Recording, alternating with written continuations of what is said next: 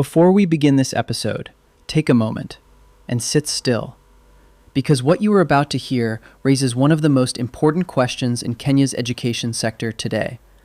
If some schools are now being described as operating in financial ICU, who is supposed to protect them before things reach this point? In this episode, we examine a deeper layer of the conversation that unfolded during the historic national meeting of school leaders across Kenya. This episode unfolds in two parts. First, we examine the system that was designed to protect schools. Then, we look at where that system may have begun to fail. Take a moment and listen carefully, because the answers may surprise you. Part 1. The system that should have protected the schools. Public schools in Kenya are not isolated institutions. They are part of a national system. A system built on policies, regulations, financial controls, and oversight structures. At the center of this system is the State Department responsible for basic education, operating under the Ministry of Education. This department plays a critical role.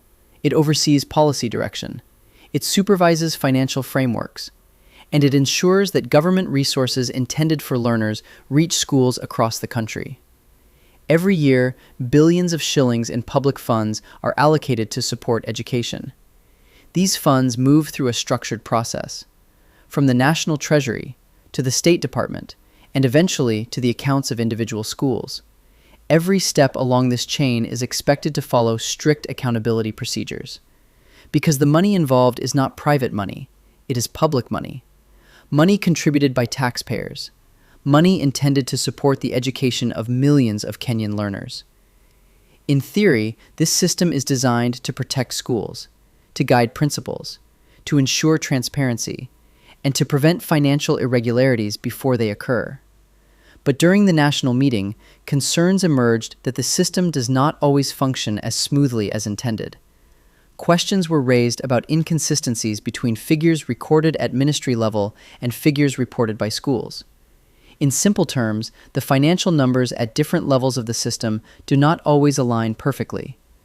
This raises difficult but necessary questions. At what point do these discrepancies appear? Is it a matter of delayed reporting, administrative inefficiencies, weak monitoring systems, or something deeper within the structure of oversight? These are exactly the kinds of questions auditors must ask, because when oversight systems weaken, financial risks can quietly grow inside institutions. And when those institutions are schools, the consequences affect the future of an entire generation. Part 2. Where the system began to fail. The discussion during the meeting did not stop at financial flows. It moved into something far more unsettling. Because once the mechanics of school finances were laid out, a deeper reality began to emerge. The enormous pressure placed on school leaders across the country.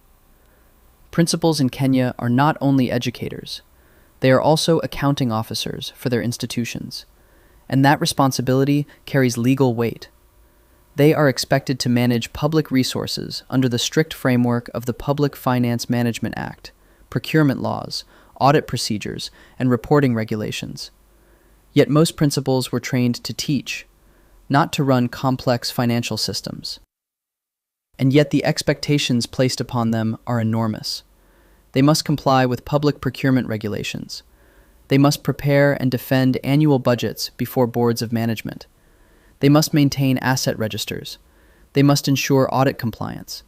They must document procurement processes in full detail. They must manage financial reporting systems, all while running institutions with hundreds, sometimes thousands, of learners. But during the meeting, examples surfaced that showed how fragile this system can become when oversight weakens. One issue raised involved unsupported revenue and expenditure in school accounts, funds appearing in financial records without clear documentation, expenditures recorded without proper supporting evidence.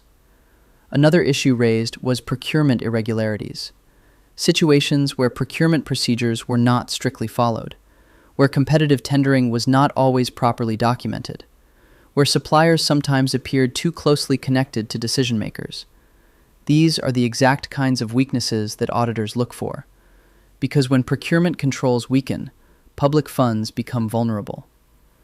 But the discussion also touched on a very uncomfortable reality inside many schools: the challenge of balancing policy expectations with operational realities. Consider this. Schools are expected to comply with strict financial discipline, but at the same time, they operate under immense financial strain. Capitation funds do not always arrive exactly when expected. Operational costs continue to rise. Food prices rise. Energy costs rise. Infrastructure maintenance costs rise. Yet schools must continue to function every single day. At the same time, enrollment has expanded dramatically under the national policy of 100% transition to secondary education. This means more learners, more classrooms needed, more facilities required, more pressure on school resources. And yet the financial structures supporting these institutions are often stretched thin. During the meeting, there was also discussion about how certain financial practices have crept into the system over time. For example, schools sometimes collecting funds through channels that are not always fully captured within formal financial structures. Contributions raised informally through communication platforms such as WhatsApp groups. Requests made to parents outside the official fee structures. Small amounts collected here and there to solve immediate operational problems. Individually, these actions may appear minor, but over time, they create financial environments that become increasingly difficult to audit and regulate. And when auditors eventually arrive, those small irregularities appear in reports as financial risks. And this is where the tension in the meeting became visible, because the question was no longer simply about mistakes made by individual schools. The question became much larger. Is the current system providing enough support and oversight to ensure strong financial governance across thousands of schools? Or has the system itself become too complex for many institutions to actively? Because when financial oversight weakens, when documentation becomes inconsistent, when procurement processes are not fully followed, public trust begins to erode. And when public trust erodes in the education system, the consequences reach far beyond accounting records. They affect parents. They affect students. They affect the credibility of the institutions shaping the next generation. And that is why the next moment during that historic meeting became so important. Because after these difficult issues were laid bare before thousands of school leaders, the man responsible for overseeing the discipline of Kenya's public service stepped forward to speak. And when the Chief of Staff and head of the public service, Dr. Felix Koske, addressed the gathering, his message left no room for ambiguity. The era of relaxed financial discipline in public institutions was coming to an end. Before you leave, if you believe in truth, in accountability, and in building a stronger education system for Kenya, take a moment to support this channel. Like this video, share it widely, and subscribe. Because when more people see these conversations, real change becomes possible.